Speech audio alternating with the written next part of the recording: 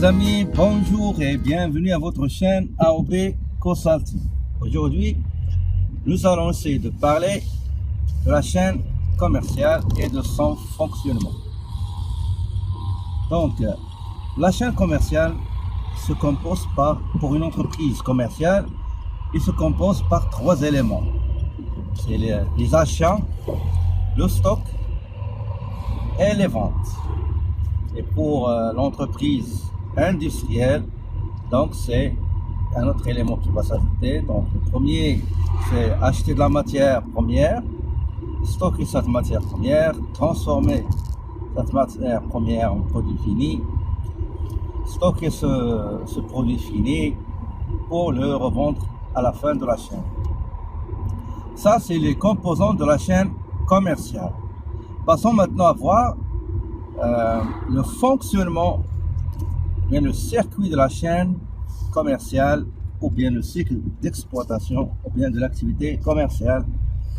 Donc le circuit va se passer entre certains intervenants et acteurs tels que le client qui est l'acheteur, le fournisseur qui est le vendeur et un prestataire, une partie tierce qui va s'en occuper du transport de la marchandise si ni le client ni le fournisseur a les moyens de transport. Très bien. Donc commençons par le commencement. Donc l'acheteur, une fois il a un besoin d'acheter la marchandise, il va envoyer des demandes de devis, c'est-à-dire demandes des offres financières, des demandes des propositions financières à 3 ou 4 fournisseurs pour recevoir leur offre financière relative aux produits ou bien aux articles ou à la marchandise désirée. Le fournisseur, une fois il va recevoir une demande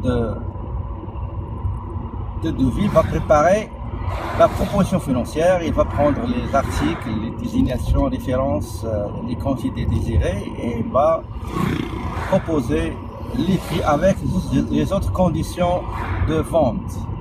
De vente à côté des prix, il y en a par exemple ce qu'il y a des remises, des discounts sur le plan de paiement immédiat, les modalités de règlement, est-ce que c'est par chèque certifié, virement, les effets,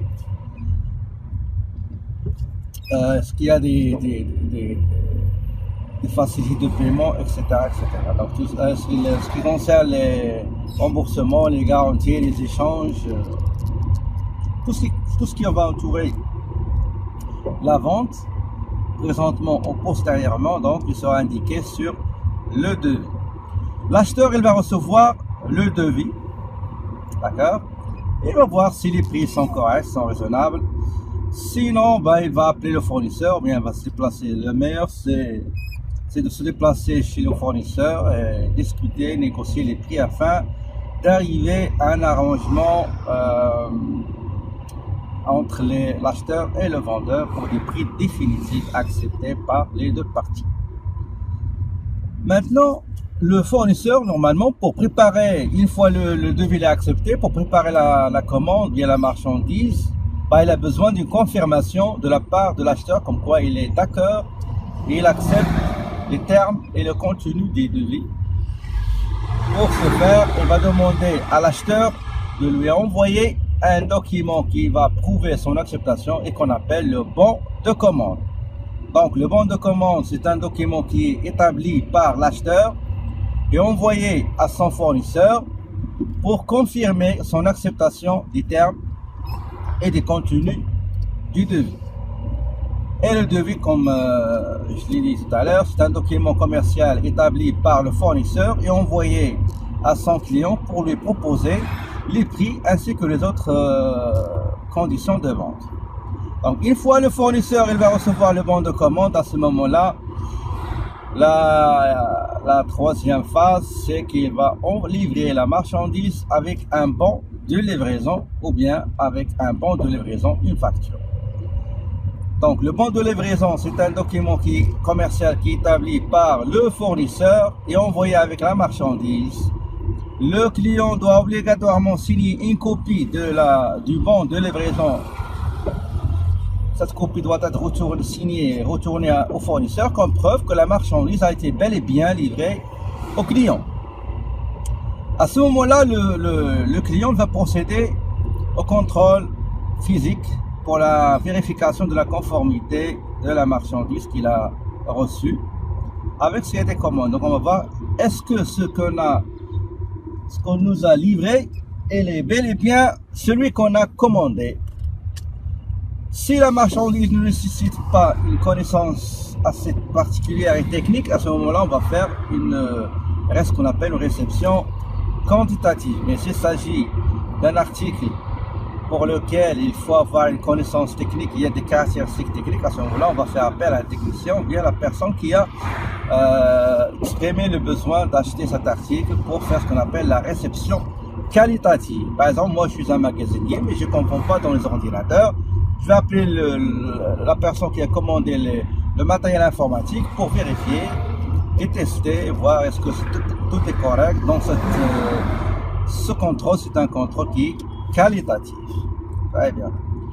Dans la réception de la marchandise, on aura deux cas de figure. Soit la marchandise, elle est entièrement correcte et acceptable, il n'y a pas de problème, il n'y a ni article défectueux, endommagé ou abîmé, etc. Dans à ce moment-là, premièrement, on va signer la copie du bon de livraison à faire retourner au client et on va préparer le bon de réception qui est un document commercial qui prouve que la marchandise a été bel et bien réceptionnée et entrée au stock. C'est un document sur lequel on mentionne les articles avec référence, désignation, quantité commandée, quantité livrée, quantité acceptée, quantité retournée, quantité à livrer avec des observations. Donc ça c'est le bon de réception. Il y a des entreprises qui choisissent à la